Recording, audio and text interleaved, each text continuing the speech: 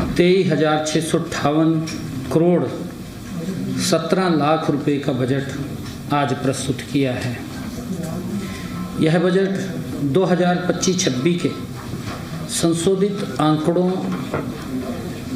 2,02,816 करोड़ 66 लाख रुपए से 10.28% अधिक है।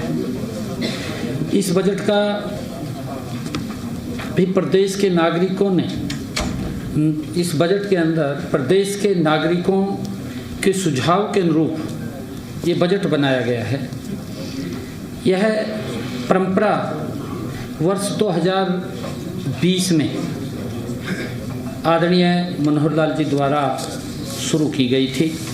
इस बार मैंने गुरुग्राम में गत 6 जनवरी से लेकर के पंचकुला में 27 जनवरी तक कुल 13 बैठकें हितधारकों के साथ हमने की है।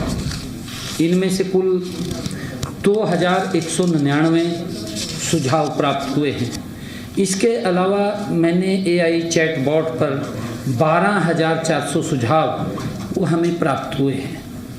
मैंने इनमें से लगभग 5,000 सुझावों को आज अपने बजट प्रस्ताव में शामिल किया है। मैं ये भी बताना चाहूँगा कि हमारे 11 वर्षों के कार्यकाल में प्रदेश में GDP 3 गुना हो गई है।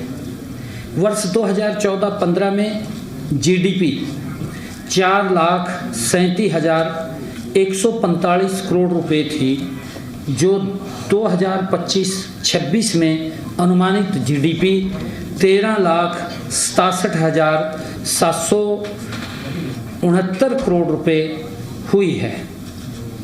मुझे खुशी है कि योजना विभाग की रिपोर्ट में अनुसार 2025-26 में राज्य की अर्थव्यवस्था की अनुमानित वृद्धि दर 9.5% है। इसी तरह प्रति व्यक्ति आय भी लगभग 3 गुना हो गई है। वर्ष 2014-15 में यह 1,47,382 रुपये थी। वर्ष 2025-26 में अनुमानित यह 3,95,618 रुपये है। साथियों, 2014-15 में जो राजस्व घाटा GDP का 1.90% था, 2025-26 में 1.33% रहने का अनुमान है।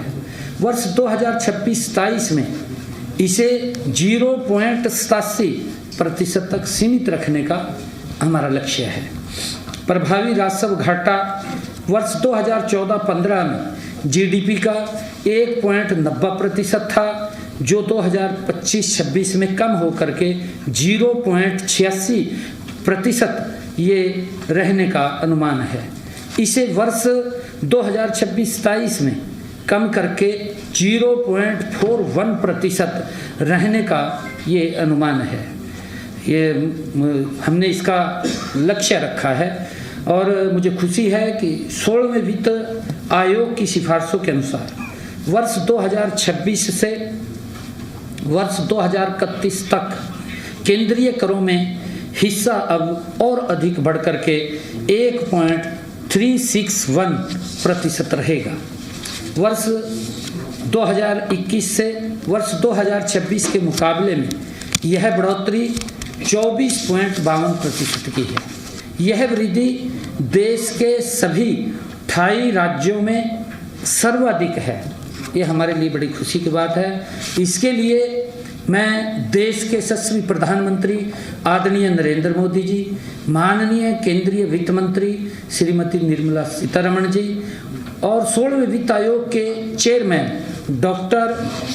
अध्यक्ष डॉक्टर अरविंद पनगड़िया जी का धन्यवाद करता हूँ। यह हमारी डबल इंजन सरकार की अवधारणा का सबसे सशक्त ये उदाहरण है। प्रदेश में वायु प्रदूषण को रोकने के लिए विश्व बैंक ने हमारे हरियाणा क्लीन एयर प्रोजेक्ट को स्वीकृति दी है। इस प्रोजेक्ट के लिए हमें 2,716 करोड़ रुपए की राशि मिलेगी और इसी तरह अक्टूबर 2026 तक हमें विश्व बैंक से वाटर सिक्योर हरियाणा प्रोजेक्ट के लिए भी 5,715 करोड़ रुपए मिलेंगे।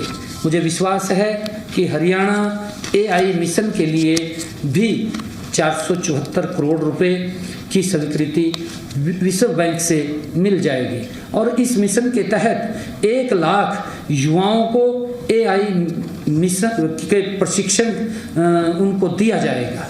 और साथियों, मैंने डिपार्टमेंट ऑफ फ्यूचर के सुझावों पर भी इस वर्ष 26-27 में 4 विभागों के 21 प्रस्तावों के लिए 1,837 करोड़ और 65 लाख रुपए का प्रावधान फोरसाइट NX नाम से किया है।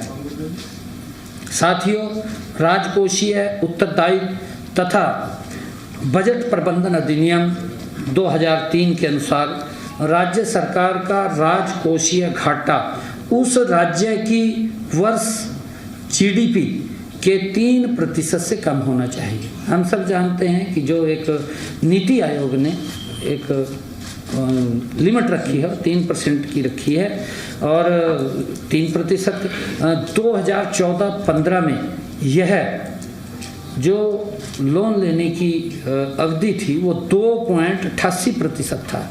इसकी लिमिट 2.88%, 3% से।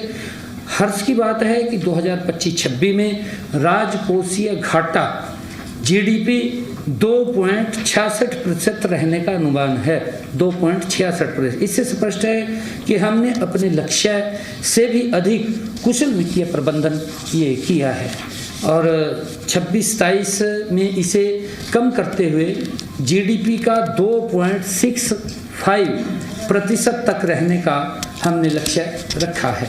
हमने पूंजीगत व्यय को बढ़ाने के पर भी निरंतर बल दिया है। 2026-27 में 28,205 करोड़ का पूंजीगत व्यय प्रस्तावित है जो कुल बजट का 12.6% होगा। और साथियों, 2014-15 में कुल बजट का वास्तविक व्यय 84.45% था। वर्ष 2025-26 में 31 मार्च तक लगभग 98% खर्च किया है हमने।